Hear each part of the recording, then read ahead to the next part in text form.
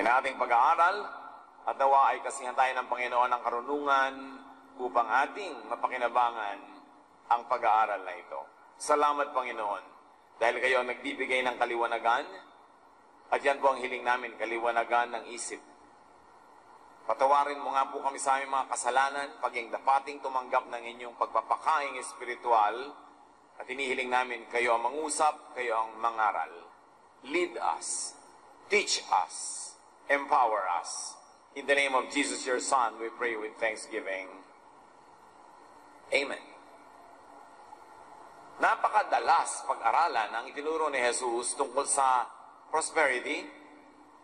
Kaya marapat lang na lalo pang dalasan kasi kung minsan hindi laging nauunawa ang mga halaga ng kahulugan ng kanyang sinabi. Matthew 25:14-19. Again, it will be like a man going on a journey who called his servants and in 2 bags, and to another 1 bag, each according to his ability. So, ang Panginoong Diyos ay inihalin tulad ni Jesus sa isang mayamang earthly ruler or Lord. At siya ay maglalakbay, pupunta sa malayo, tinawag niya ang kanyang 3 katiwala at binigyan niya ng kayamanan. Sa isa, binigyan niya ng 5 supot ng ginto, yung isa, 2 supot, at yung isa, 1 supot lang.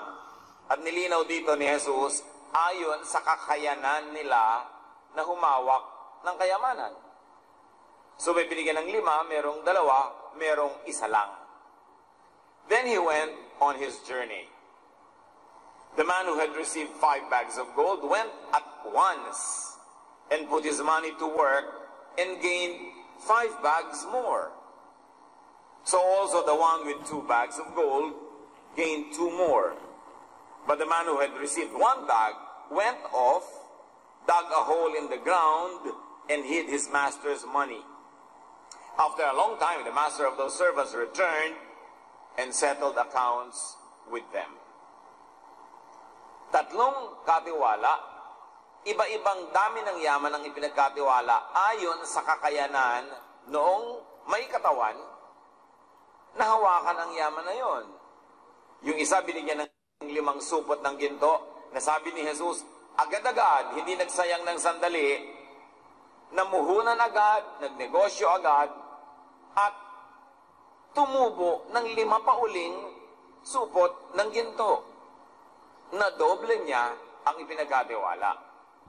Yun naman binigyan ng 2 supot, namuhunan, nagtubo ng 2 rin, na doble din ang ibinigay sa kanya.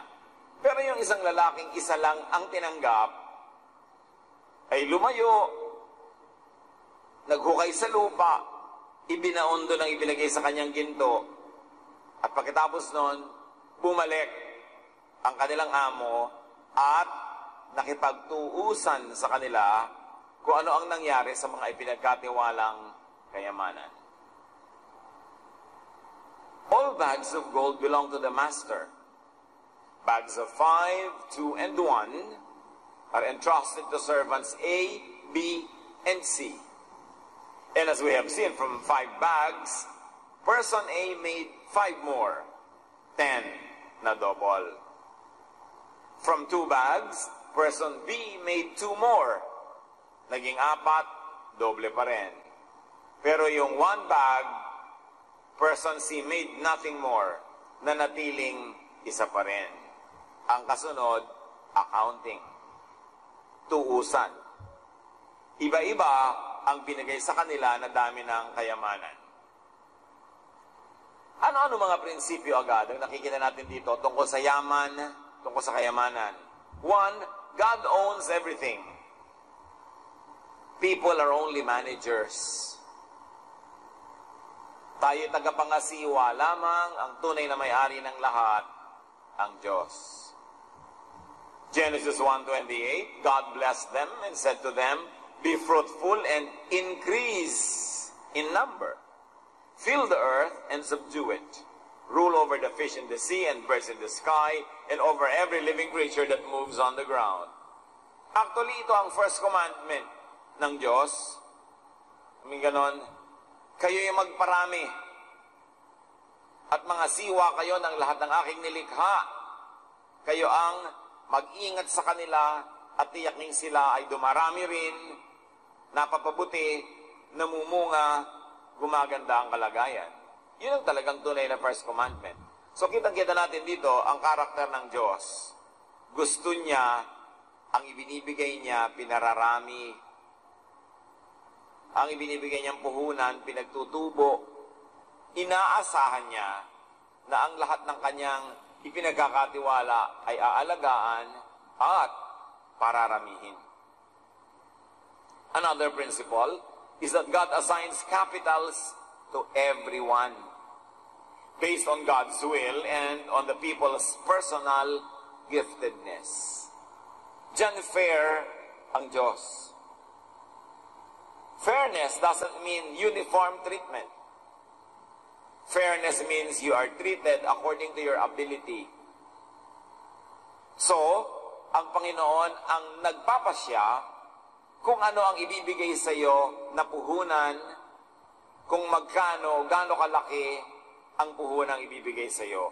At ito ay nakabase sa iyong kakayanan na magparami noon, mag-alaga noon, at kakayanan na mapuri ang Diyos sa pangangasiwa ng ibinibigay na puhunan. Matthew 25, 20-21 sa pagpapatuloy ng kwento. Ipinatawag sila ng kanilang Panginoon para magtuos. The man who had received 5 bags of gold brought the other 5. Master, he said, you entrusted me with 5 bags of gold. See, I have gained 5 more. His master replied, well done, good and faithful servant. You have been faithful with a few things. I will put you in charge of many things.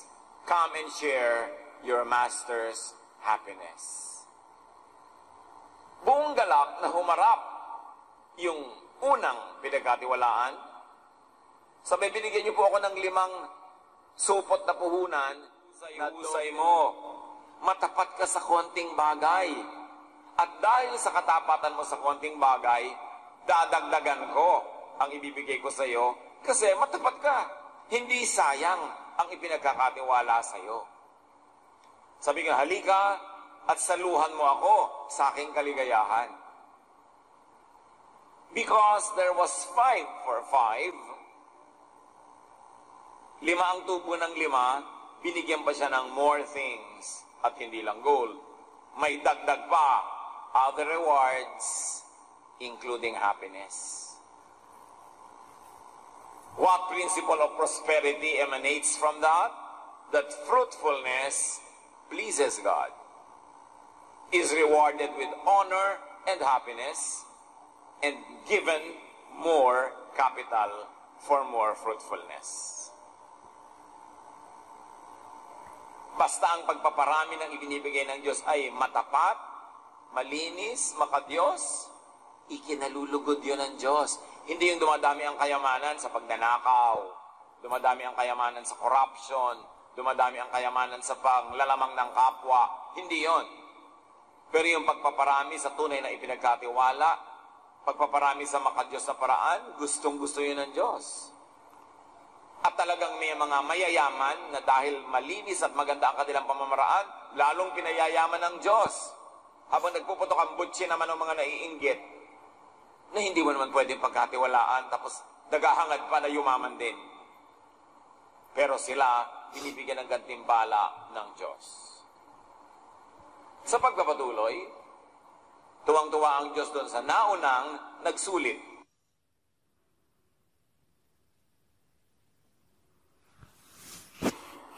Matthew 25, 22-23. The man with 2 bags of gold also came. Master, he said, you entrusted me with 2 bags of gold. See, I have gained 2 more. His master replied, well done, good and faithful servant.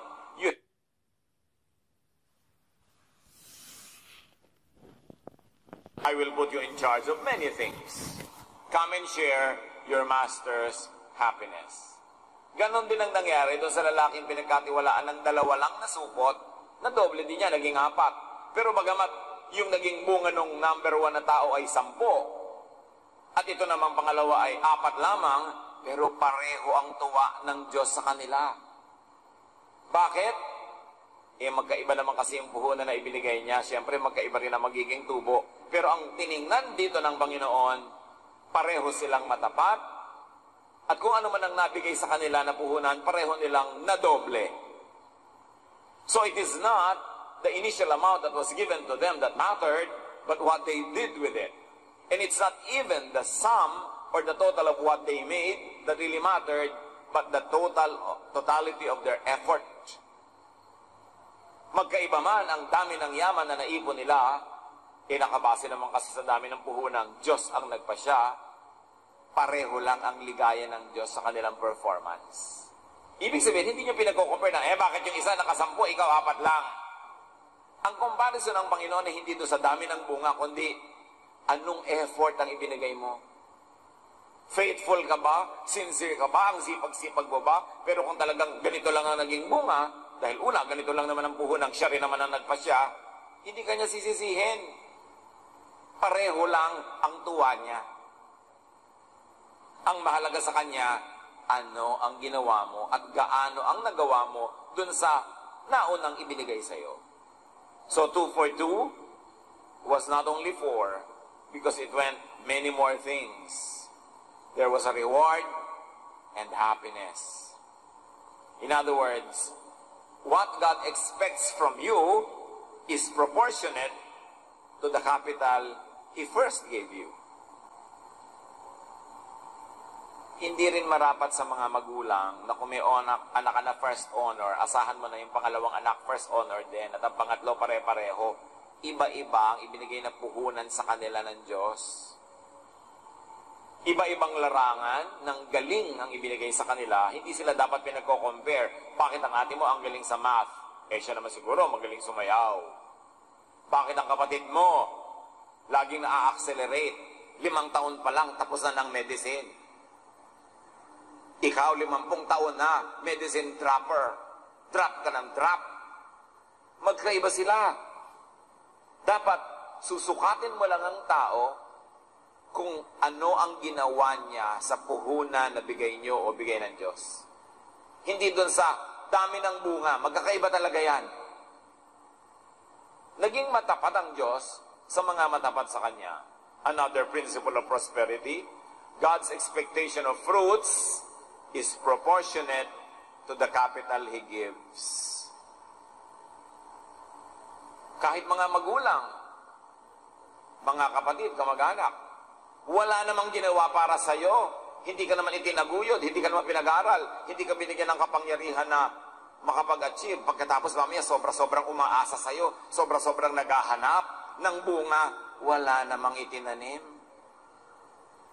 So kung ano lang yung itinanim natin, dapat bagay lang doon ang inaasahan nating anihin. Hindi sobra. God is God of exactness and balance. So, this God is pleased with 4 as He is with 10 bags of gold. The pleasure of God is not in the number of your fruit, but in the sincerity and greatness of your effort to be fruitful. At ina-appreciate niya yon. Kung meron tayong anak na talaga namang hindi gifted intellectually, tapos pumapasa lang siya, pasang-awa, great na yon. Basta ang effort niya, nakatodo, sincere, focused, ibig sabihin talagang yun lang ang pwede niyang magawa dahil yun lang naman ang talento niya. At huwag siyang lait-laitin, huwag siyang kawawain, at huwag siyang pilitin. Hanapin kung ano ang ibang larangan ng buhay niya, kung saan siya talented and gifted, at doon kayo maghanap ng bunga. Pero halaman man, dinidilig, pine-fertilize, inaalagaan, bago mo hanapan ng bunga. Matthew 25:24-25, sa pagpapatuloy. Then the man who had received 1 bag of gold came. Master, he said, I knew that you are a hard man, harvesting where you have not sown, and gathering where you have not scattered seed. So I was afraid, and went out and hid your gold in the ground. See, here is what belongs to you. Itong isa na lang nga ang natanggap, hindi pa niya pinarami. Ang dala niyang bunga, 0 for 1 bag of gold. There was no multiplication, there was not even an addition. Dinagdagan pa niya ng bitter criticism of the master. Kung saan niya inimbento, saan niya hinanap yung reklamo niya, hindi sinabi sa atin. Sabi niya, masungit po kayo, mahilig kayong umani sa hindi niyo naman tinanim. Natatakot ako, punong-puno ng takot ang buhay ko, kaya para sigurado, wala na lang akong ginawa, ibinaon ko na lang sa lupa itong gintong ito. O ayan, ibinabalik ko na sa inyo, inyo yan, inyong-inyo na. Sabi niya, here is your gold. This is what belongs to you. So yung pagsasabi lang niya, here is your gold, ibig sabihin wala siyang sense of ownership. Wala siyang sense of stewardship. Wala siyang utang na loob sa nagbigay sa kanya ng puhunan, hindi niya pinarami. So one principle of prosperity here, not all people choose and strive to be fruitful. May bibigyan ka ng kapital, wawaldasin, imbes paramihin.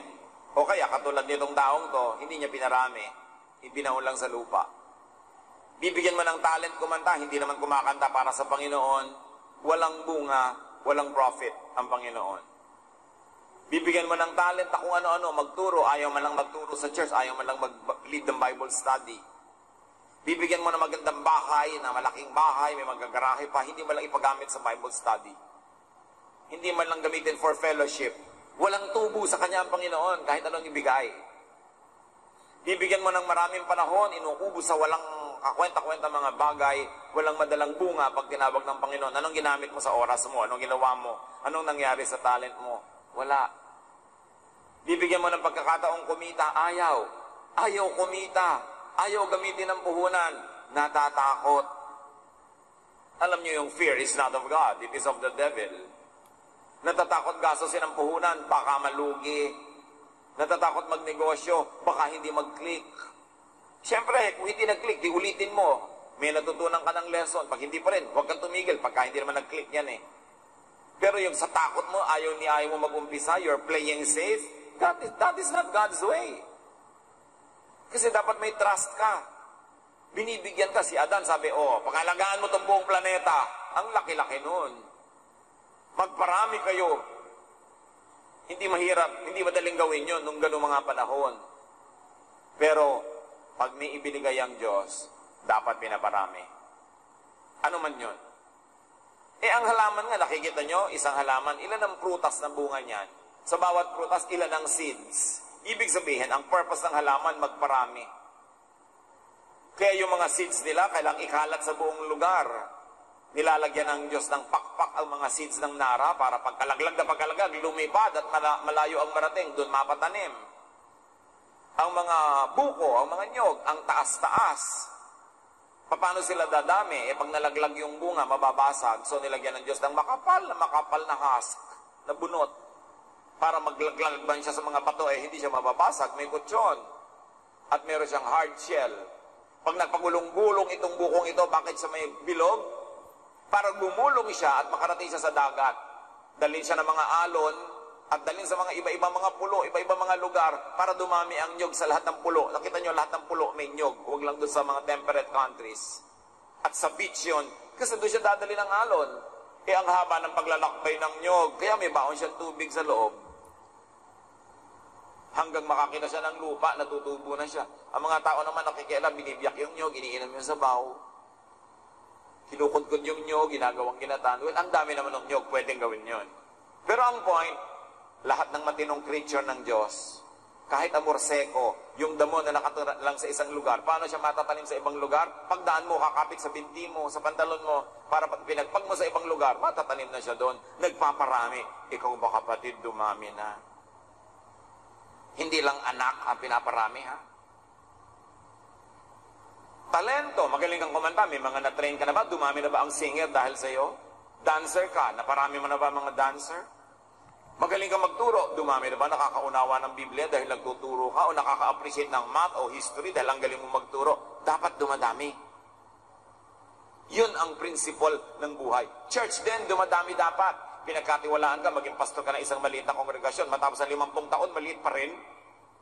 O may konti na nga lang, naubos pa. Sa palagay mo, matutuwa sa iyo ang Diyos? Tapos maiinggit ka doon sa mga ibang pastor, malaki ang kongregasyon, nireregaluhan ng mga member ng kotse, ng mansion, ng pulo, ng continent. Tapos ikaw naman, hindi mo maparami, may gana ka pa mainggit. Lumagay sa lugar. Ecclesiastes 10:18, through laziness, the rafters sag. Because of idle hands, the house leaks. Pag tamad daw ang tao, sarili niyang bahay, tumutulo ang bubong. Lumulundo ang mga bubong niya at mga kapitan ng bubong dahil ni ayaw niyang ayusin. Pagka ikaw ay leader ng isang singing group, ng choir, napaparami mo ba o kumukonti? Dapat dumadami. Yun ang godly principle. Tama dapat ang ginagawa. So sabi niya, eto na, isinusoli ko na sa inyo. Baka mapagalitan niyo pa ako kung malugi. Mabuti na walang sisihan. Maraming tao ganon. Magkakapatid, tatanggap lahat ng mana sa magulang. Merong yayaman, merong maghihirap, merong mamaya, ang kinukuha na niya, yung mana ng iba, dahil ubus na yung kanya. Sa palagay nyo, naaawa ang Diyos sa mga ganon? Kung naaawa ang Diyos sa mga naghihirap dahil tamad, hindi dapat kumulan na ng pera sa bahay nila. Ibig sabihin, hindi. Dahil ano ang sagot ng Panginoon dito sa taong hindi tumubo, hindi kumita? Matthew 25:26, his master replied, "You wicked, lazy servant. So you knew that I harvest where I have not sown, and gather where I have not scattered seed? This fruitless servant is called wicked." Sabi niya, at may gana ka pang ako ang sisihin. At hindi ba maraming tao nagtarahok, Diyos ang sinisisi? Ang sinisisi iba, kapitbahay, magulang, yung stepmother, si Cinderella, ibon, palaka, lahat ng pwedeng sisihin, ang mga Hapon, ang mga Kastila, ang mga Amerikano, puwera lang sarili. Pag hindi ka mabunga, ikaw ang number 1 mo munang siyasatin, manalamin, at hindi kung sino-sino sisisihin mo. Dahil maraming taong tulad mo rin, nagsimula rin katulad mo, pero namunga, ba't ikaw hindi? So he's wicked, which means one who hates and dislikes profitable commerce. Hindi naman dinefine dito kung ano yung ibig sabihin ng wicked, pero yung konteksto tells us, this guy hates profitable commerce. Ayaw niya ng tumutubong pamumuhunan. At ang tawag sa kanya ng Diyos, wicked. Bakit wicked? Yung binigay sa'yo, hindi mo pinarami. Hindi mo ngangailangan ka lagi. At sa pangangailangan mo, sinong aabalahin mo? Sinong hihingan mo ng hihingan? Hindi mo pina-asenso ang sarili mo, tapos papasan ka, papabigat ka sa iba. Kaya nang tawag niya, wicked. A wicked person, according to this story, is one who disagrees with the master's sense of commerce and industry, and one who complains and complains and complains. Ang mga, usually, yung mga walang bunga, yan ang mga reklamador. They are finding excuses for non-performance. Reklamo ng reklamo. Wala namang nagagawa. Sa bahay, yung laging naghahanap ng ulam na masarap, yun ang hindi naman nag-e-entrega. Yung laging gusto maginhawa ang buhay, yun yung mga tamad na walang ginagawa. And this is the usual sentiment of the non-working poor against the very smartly working rich. Sentiment din to nung those who work hard and get little from hard work versus those who work smart. Marami sa atin old enough to know that hard work is not enough to be comfortable in life. You have to work smart. Nagtitinda ka ng palamig sa isang kanto maghapon, kahit malulun mo lahat ang alikabok, kumapit sa katawan mo lahat ang usok ng sasakyan, hindi ka giginhawa sa tinda mong isang balding palamig. Ba't di mo sabayan, magtinda ka rin ng konting daing, ng konting kung ano. Kung yung katabi mong tindahan, may tindang lumpia, ilumpia mo, dagdagan mo ng dinurog naman eh. Dapat may value added ka sa ginagawa mo. Sa bawat oras na ginagawa mo, maximize the income. Huwag kang makontento sa konti. Sabi mo, I work hard. It's not enough. You have to work smart. And smart does not mean mangdedenggoy ka ng kapwa o mandaraya ka. Nandun ka na rin lang, ba't di mo paparamihin? Dagdagan mo na. Ngayon na malinaw sa atin na ang Diyos gusto tayo nagtutubo. Hindi yung profiteering na nagsasamantala ka sa pangangailangan ng kapwa, pero ang gusto ng Diyos, bawat hirap may katumbas na tubo. Don't be embarrassed. Another principle of prosperity is God hates laziness and unfruitfulness. And God also dislikes lack of creativity in making money, in making a living, or in multiplying the fruits of your talents. Proverbs 24:33-34, a little sleep, a little slumber, a little unfolding of the hands to rest, and poverty will come on you like a thief, and scarcity like an armed man. So niya, sige, mga halukip-kip ka dyan, magpahinga ka, magpapetex-petex ka dyan, at makita mo, tulad ng pagpasok na magnanakaw sa bahay mo na hindi mo namamalayan, darating sa buhay mo ang kahirapan. Masasalat ka, aabutin mo ang kawalan, dahil ito ang bunga ng katamaran ng pagpapabaya. At hindi ko masipag ay okay na. Dapat mo rin isipin, itong pinagsisipagan ko na to, worth it? Kung magtrabaho ba ako ng 50 taon dito sa sipag ko na to, may mangyayari sa akin o wala? At pagkasagot ay wala, di dapat dagdagan mo ang creativity. Hindi lang gusto ng Diyos na mapagod ka. Ang gusto ng Diyos, mabunga ang iyong pagpapagod. Matthew 25:27. Sabi sa kanya ng amo, well then, ayaw mo palang mamuhunan, natatakot ka pala, you should have put my money on deposit with the bankers, so that when I returned, I would have received it back with interest. Sabi niya, kung hindi ka man lang namuhunan, sana man lang dineposit mo yung pera sa bangko. Kahit 1% per annum, kumita sana. Alam niyo naman sa bangko, napakaliit ng interest pagka ikaw yung nag-deposit. Pero pag ikaw ang utang, malaki interest. Kaya nga magaganda yung building nila, di ba? Kasi talagang laging may interest. Ang pera mo, pinag-iinteresan. Bakit sila yumayaman? Kasi sila ang nag-i-invest ng pera mo. Yung pera mo, ilalagay mo sa bank, i-deposit mo, bibigyan ka ng 1, maybe up to 2.5% a year. Pero yung pera mo, pinamumuhanan nila, kumikita sila ng malaki, ipapahiram nila sa nangihiram, malaki yung charge sila ng interest. At the end of 10 years, sa palagay nyo, sino talagang yayaman? Di ba sila? Alam nga naman kayo. Kaya dapat matalino ka. Hindi masama ang mga bangko, nakakatulong sila sa mga nangangailangan, nagbibigay sila advice, nakakapagpahiram sila sa namumuhunan. Pero ang nakikinabang sa perang idine-deposit mo, alam nyo kung sino? Yung namumuhunan na naglo-loan. Nakukuha nila yung pera nyo, mamumuhunan sila, sila yung yumayaman. Kayo, pagkuha nyo ng pera nyo, may konting 1 to 3% interest. Konti lang ang smart, kaya konti yung mayaman. Kaya kailangan nag-iisip ang tao. Anong gusto dito ng Diyos? God is interested in interest and in profit.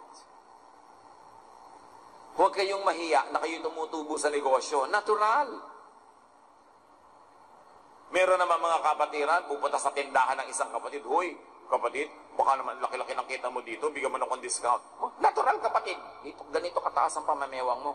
Kaya ako naghahanap buhay para magtubo. Alam nga namang naghahanap buhay ako para pagpunta mo dito, ibigay ko sa'yo.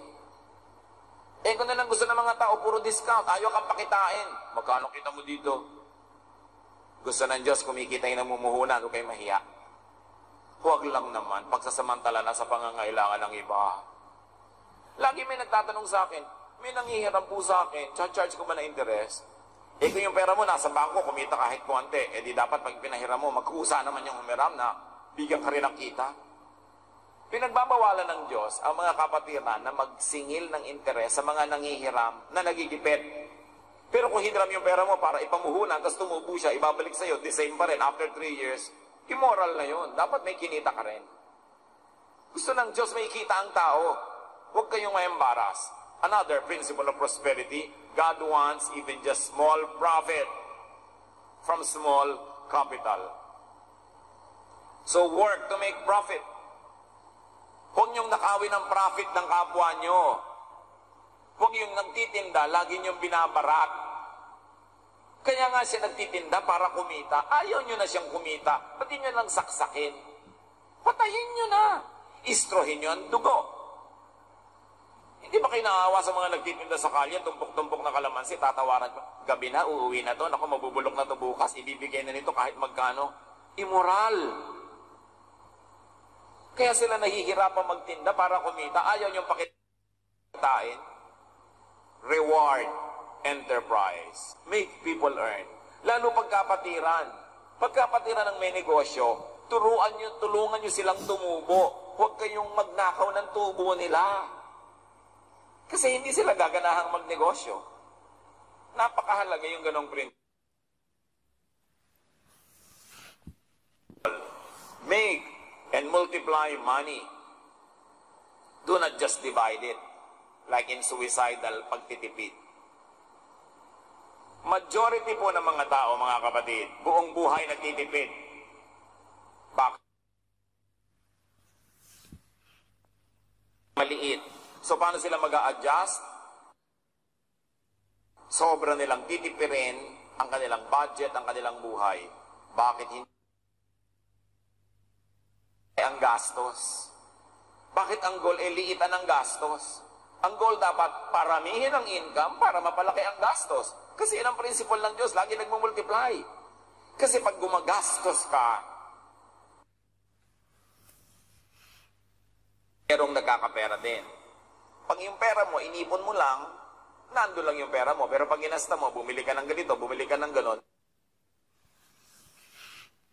hanap buhay sila. Yung nagtitinda, may bumibili. May mga services, kumikita sila. It helps the economy to spend. Pero balik na nag-utak ng mga tao. Ang liit-liit ng kita ko, therefore liliitan natin ang tigi-tigis ang kurot lang ng tuyo. Di ba? O anak, ang tubig, 3 tabo lang ang paliko. Ang ilaw patayin, walang ventilador, walang mamamalansya, puro pagtitipid. May yumaman na ba sa pagtitipid? May lumuwag na ba ang buhay sa pagtitipid? Bakit hindi isiping, bakit pa tayo ng tipid ng tipid? Kasi maliit ang income natin. Ano ang pwede nating gawin para palakihin ang income? Pwede ba tayo magpaupa nitong 1 kwarto ng bahay natin para magka-income? Pwede ba natin itong gawing tindahan? O yung mga nakatunga nga sa bahay araw-araw, text ng text, pwede bang mamasukan kayo kahit part-time? Maraming pwedeng gawin. Ang dapat isipin ng tao, paano pararamihin ang pera, hindi paano titipirin. Katitipid, mamamatay kang nangangalirang na parang pindang. Pati ataulbo, styrofoam. Ipinanganak ka sa styrofoam, ililibing ka sa styrofoam, ang haba ng buhay, wala kang ginawa para improvein yan. Wala kang trabaho, asa ka na lang ng asa sa kapatid mo na may trabaho, asa ka ng asa sa ganito, ganon. Meron ka pa namang kamay, may paa ka pa, may pwede ka pang gawin. Huwag mong isipin kung paano manghihingi, paano mandidilihensya, paano magpapaawa. Isipin mo, paano ako kikita? Dahil meron kang pwedeng ibentang panahon, o labor, o talent, hindi pwedeng wala. Yun ang isang tao dito, biniglang lang, 1, di ba? Kasi yun lang ang kaya niya. Pero may ibinigay sa kanya, hindi 0. Manalamin tayo at sabihin natin, hindi ako 0. May ibinigay sa akin ng Diyos na puhunan, may talent, at hindi niya hinahanap na ibigay niya sa akin na 1 ay maging 10, maging 2 man lang. Dapat matapat tayo. Lahat may gift. Maliban lang sobrang tanda, sobrang bata, o sobrang may sakit, dapat lahat ng tao kumikita. Kasi pag hindi ka kumikita, pabigat ka sa kumikita na dinadaganan mo at sinasakyan, sinasandalan, tinatapakan, inaasahan.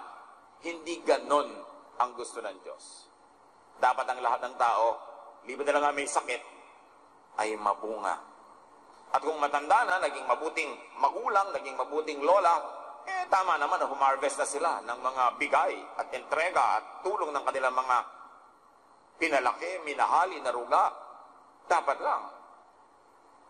Kaya mahalaga, nagtatanim ka sa buhay all your life. Para meron namang harvest time. May such a thing as harvest time. But remember, only those who plant, harvest.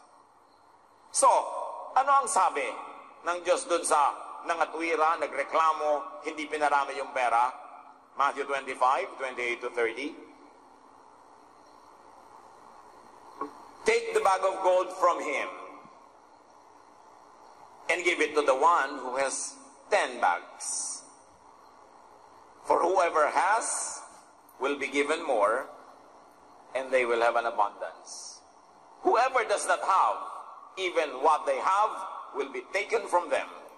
And throw that worthless servant outside into the darkness, where there will be weeping and gnashing of teeth. Puro katakot. Hindi ka nagtitiwala sa akin. Marami kang reklamo. Hindi mo pinarami ang bigay ko sa iyo?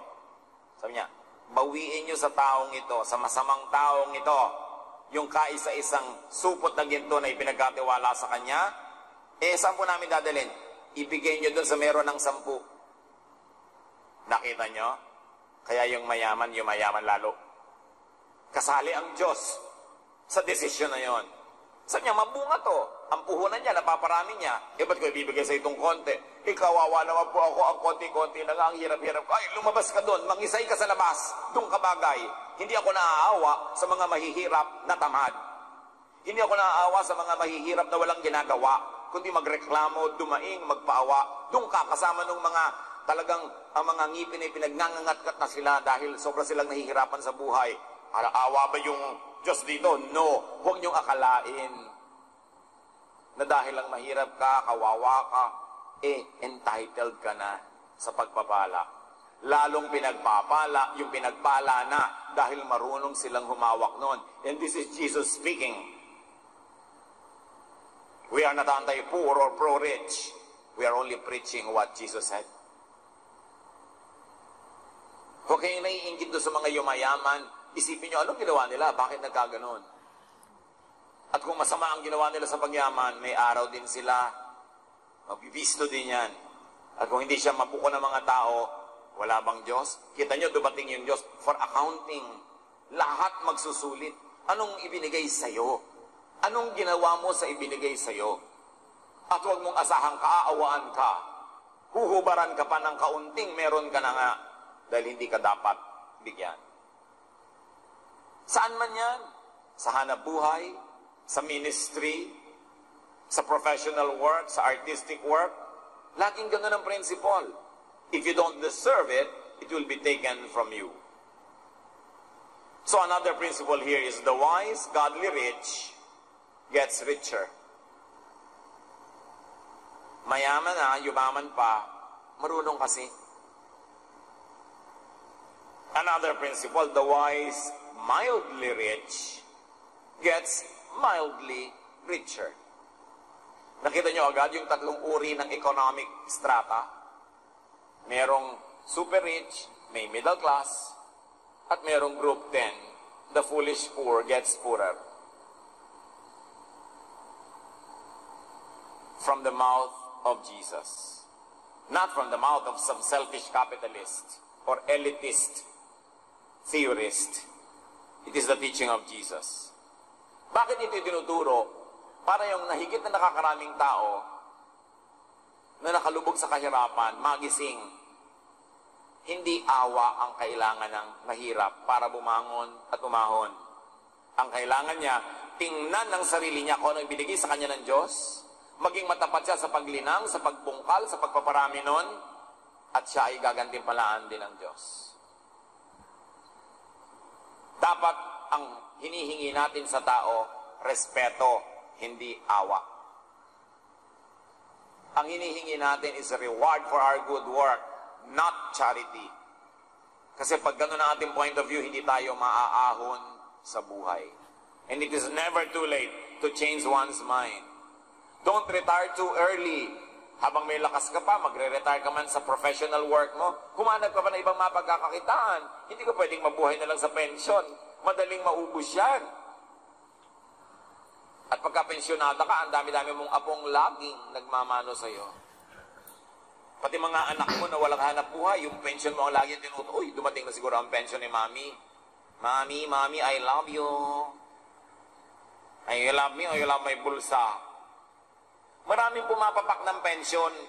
Huwag niyong asahan. Di ba nilang sobrang laki? Kailangan patuloy na profitable ang tao.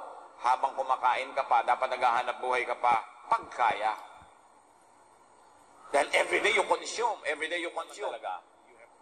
At hindi marapat, hindi deserving na maghirap. Hindi lang naiintindihan ang principle ni Jesus. That God rewards good and profitable work. Charity is only for the very old, very young, or very sick. For those who are temporarily disabled by whatever situation, but it should not be prolonged. Pag ang pinagkatiwala sa'yo, hindi mo pinarami, babawiin. Kahit ano pa yon. Katulad ng isang asawa, nagsimulang may pag-ibig sa'yo, pero hindi mo na parami, naubos mo pa, mawawalan ka talaga ng asawa. Kahit asawa, binabawi ng kalikasan mula sa iyo pag hindi ka marunong mag-alaga. Kahit ano, dapat inaalagaan. Ang utos kay Adan, alagaan mo ang buong sangsinukob, ang lahat ng creation. So anong bahagi ng mundo ang pinagkatiwala ng Diyos sa inyo para alagaan? May pagtutuos, may gantimpala, at may parusa sang-ayon sa ating performance. Proverbs 15:6, good people become wealthy.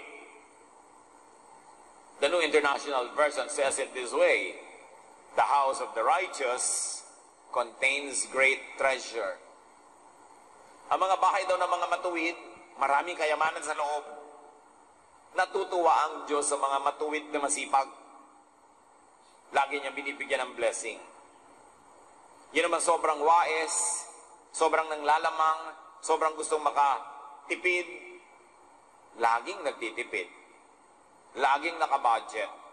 Kahit malaki ang kinikita, binabawi din sa kanya ng kalikasan dahil hindi naman siya marunong magbigay sa mga participants ng buhay niya. Kung may empleyado siya, ang liit-liit niya magpasweldo kahit kaya naman niyang malaki. Pag may binibigyan siya, ang konti-konti. Pag may nagtitinda sa kanya, binabarat niya ng todo-todo. Pabawian siya ng Diyos, bibigyan siya ng maraming expenses. Why? Hindi bagay sa kanya magkaroon ng maraming pera kasi hindi siya mabait. Kaya kahit ang laki ng kinikita mo, pag sobra kang sakim, ganid, mawawala rin. Makakaimbento ang sangsinukob ng rason, ng dahilan para ka magkagastos. Ang ending mo, wala ka pa rin, kawawa ka pa rin, akala mo nakaisa ka. Godly people should not be embarrassed by prosperity.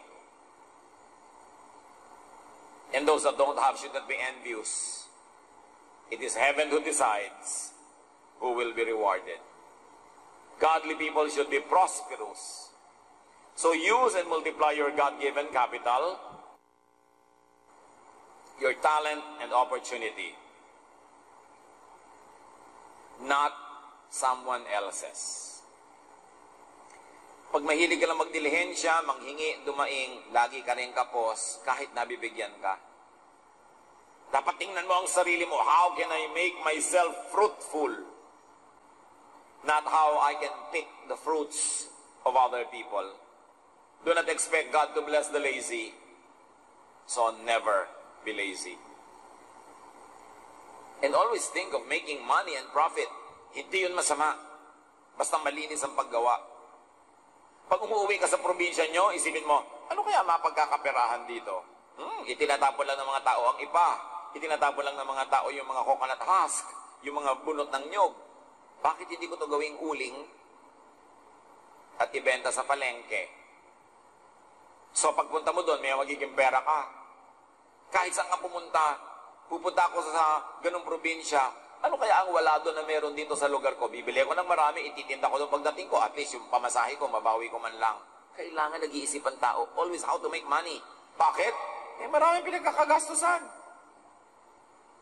Of course, your only other choice is to kill yourself sa katitipid. But is that the life you want? God wants you prosperous. Jesus says in John 10:10, I came that you might have life and have it abundantly. At hindi lang spiritual life yon, you begin with material life. Ano kaya ang mapaparami na meron na kayo? Huwag niyong pangahasang isiping wala. Kasi hindi nagkamali ang Diyos sa paglikha sa inyo. May ibinigay. Ang point, kinikilala ba natin? Binubungkal at nililinang ba natin? O umaasa na lang tayo sa iba? Panginoon naming Diyos, turuan niyo kami. Ayaw niyong maging mahirap kami. Ayaw niyo kaming kapos at kulang.